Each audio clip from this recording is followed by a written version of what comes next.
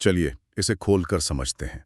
आज के इस तफसीली जायजे में हम आलमी मंडियों के हालात और मिडिल ईस्ट की कशीदगी पर बात कर रहे हैं और ये देख रहे हैं कि इन सब झटकों का हमारी मईशत पर क्या असर हो रहा है। बिल्कुल। क्योंकि देखें, जब हम आलमी कियोस्क की बात करते हैं ना, तो सबसे पहली चीज जो जहन में आती है वो तेल की कीमतें हैं। हाँ, यानी डायरेक्ट हमारी जेब पर असर। सही कहा। और यहाँ जो बात सबसे दिलचस्प और थोड़ी खतरनाक भी है, वो सऊदी अरेबिया की हालिया आगाही है।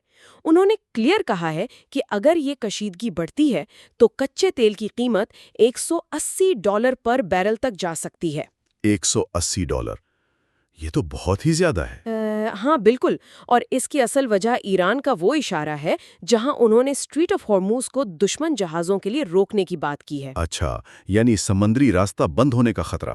एग्जैक्टली और देखें, ये सिर्फ रास्ता रोकने की बात नहीं है। जब उस इलाके में खतरा पैदा होता है तो पैनिक फैल जाता होगा। हाँ, पैनिक फैलता है और शिपिंग कंपनीज की इंश्योरेंस प्रीमियम्स अचानक डबल या ट्रिपल हो जाती हैं। सप्लाई चेन बुरी तरह मुतासिर होती है।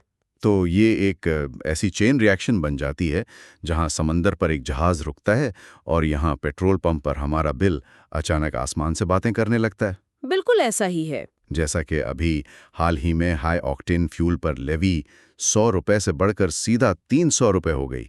यानी अब टोटल कीमत ₹535 पर लीटर पर जा पहुंची है। और दूसरी तरफ आम पेट्रोल की कीमत रोके रखने के लिए हुकूमत 45 बिलियन रुपीस का बोझ उठा रही है, जो कि मतलब एक अलग ही प्रेशर है इकॉनमी पर। वाकई। हुकूमत इस वक्त एक कश्मकश में है। या तो वो 120 बिलियन रुपए की ब्रॉड सब्सिडी दें, जो कि नेशनल एक्सचेकर के लिए तबाहकुन है, या फिर टारगेटेड रिलीफ की तरफ जाएं। सही बात है, लेकिन यहाँ एक अजीब पॉइंट है। एक सेकंड रुकिए। आम तौर पर जब दुनिया में ऐसा पैनिक होता है, मिडिल ईस्ट उबल रहा होता है, तो लोग पैसा महफूज करने के लिए सोना खरीदते हैं।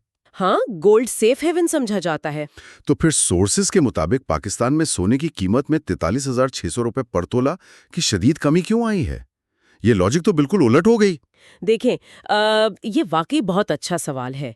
आम हालात में आपकी बात सही है, पैनिक में गोल्ड ऊपर जाता है, लेकिन इस वक्त गेम आलमी इंटरेस्ट रेट्स की है। अच्छा, वो कैसे?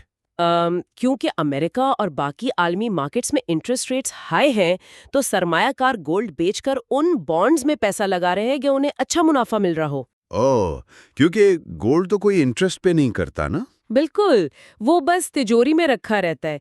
इसलिए global investors high yield bonds की तरफ जा रहे हैं, जिसकी वजह से ग्लोबली सोने की कीमत गिर रही है और उसका सीधा असर यहाँ पड़ रहा है। समझ गया। यानी पैनिक अपनी जगह पर मुनाफा अपनी जगह। खैर, इस सब आलमी कशीदगी ने हमारी स्टॉक मार्केट को भी तो हिट किया है ना। KSE 100 इंडेक्स 1.01% नीचे चला गया है। हाँ, ट्रेडिशनल सेक्टर्स पर तो असर आना ही था, लेकिन यहाँ बात वाकई बहुत दिलचस्प हो जाती है। अच्छा। अगर हम टेक और डिजिटल स्पेस की तरफ देखें, तो वहाँ एक बिल्कुल ही मुख्तलिफ माहौल है।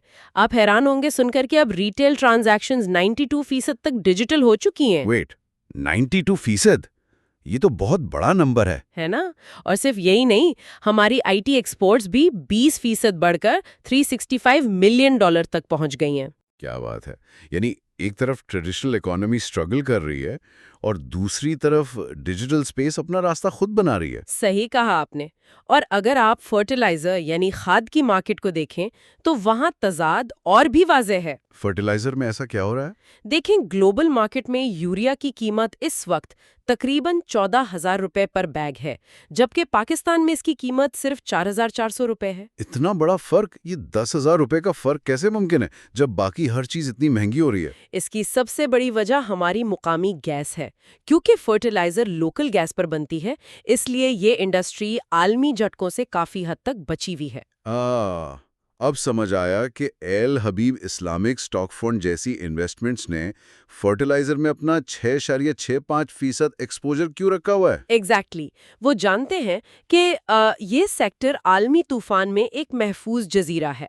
और शायद ऐसी ही बुनियादी ठहराव को देखकर एशियन डेवलपमेंट बैंक ने अगले 5 साल के लिए $10 बिलियन की लॉन्ग टर्म कमिटमेंट का इशारा दिया है। हाँ, और साथ ही एसईसीपी की एक नई पॉलिसी भी आई है, जिसके तहत लिमिटेड लायबिलिटी पार्टनरशिप्स को कैपिटल मार्केट तक रसाई मिल रही है। यानी जो बिजनेस पहले अनडॉक्यूमेंटेड थे वो अब फॉर्मली स्टॉक मार्केट से पैसा रेस कर सकेंगे। हाँ, ये ब्लैक या ग्रे इकोनॉमी को डॉक्यूमेंट करने का एक बहुत अहम कदम है। तो अगर इस सब को समेटा जाए तो कहानी सिर्फ ये नहीं है कि बाहर क्या तबाही मची है, बल्कि ये भी है कि अंदर क्या बन रहा है।